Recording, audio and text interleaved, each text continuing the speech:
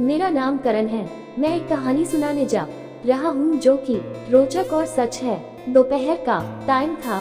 मैं अपना सामान लेकर पहुँचा और अपना सामान जमा रहा था कि तभी नंदनी मेरे रूम में आई और बिना कहे ही सामान जमाने में मेरी मदद करने लगी। कोई सामान उठाने के लिए जैसे ही वह नीचे झुकी, उसके दोनों लगभग बाहर को आ गए थे।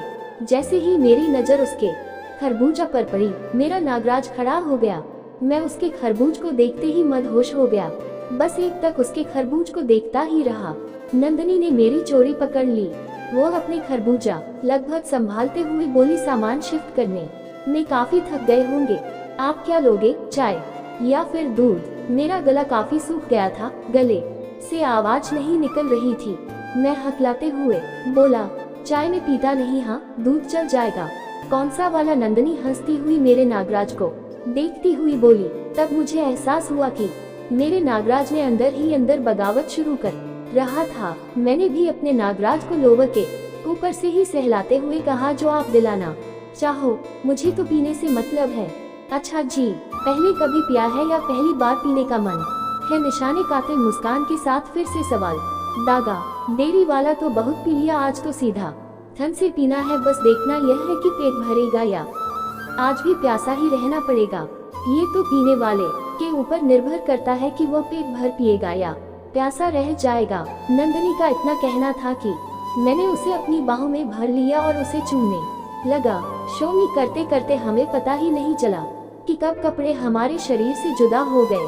मैंने नंदनी को अपनी गोद में उठाया और अपने बैग पर लिटा दिया। मैं नंदनी के ऊपर लेटने ही वाला था कि वह उठ कर के बोली, नहीं पहले तुम नहा लो। मैंने नंदनी को गोद में उठाया और बाथरूम में ले गया। बाथरूम में घुसते ही शावर चालू किया और एक बार फिर मैंने नंदनी को चूमना चालू कर दिया। थोड़ी देर चूमने के बाद मैंने नंदनी को नीचे बैठाया और अपना नागराज उसके मुंह में दे दिया। वो भी नागराज को मुंह से अंदर बाहर करने में उस्ताद थी। पूरा गले तक अंदर ले रही थी। मेरे आनंद की तो कोई सीमा ही नहीं थी। थोड़ी देर बाद नागराज जो मुंह के बाद मैंने नंदनी को दीवार के सहारे घोड़ी बनाया और एक ही बार में अपना लंबा नागराज उसकी गुफा में उतार दिया।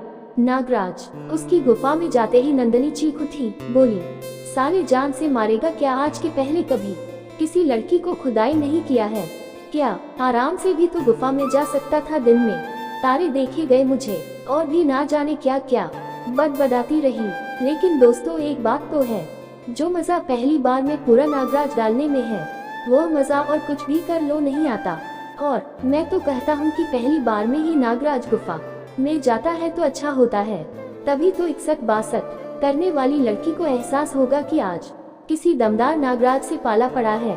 निशा क्या क्या बड़बड़ा रही थी मुझे नहीं पता, लेकिन हाँ, उसकी आंखों में आंसू आ गए थे। ये सच्चाई है कि तब ये मेरे लंबे नागराज का कमाल कहीं ये नंदनी ही बहुत दिनों से 6162 नहीं की थी तो उसका सर कहिए। मैंने उसकी सभी बातों को अनसुना करके मैंने 3-4 चौके मार दिए थे।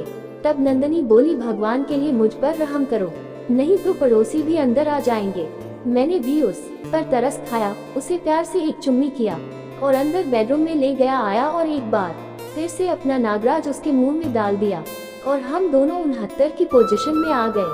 थोड़ी ही देर में मैंने उसकी गुफा को चूमकर लाल कर दिया। अब नंदनी भी बोलने लगी, कारण अब सहन नहीं हो रहा। मैं भी देर न करते हुए नंदनी को बेड के किनारे पर लाया, उसके पीछे नीचे तकिया लगाया और फिर एक ही बार में पूरा उसकी गुफा में नागराज को डाल दिए थे।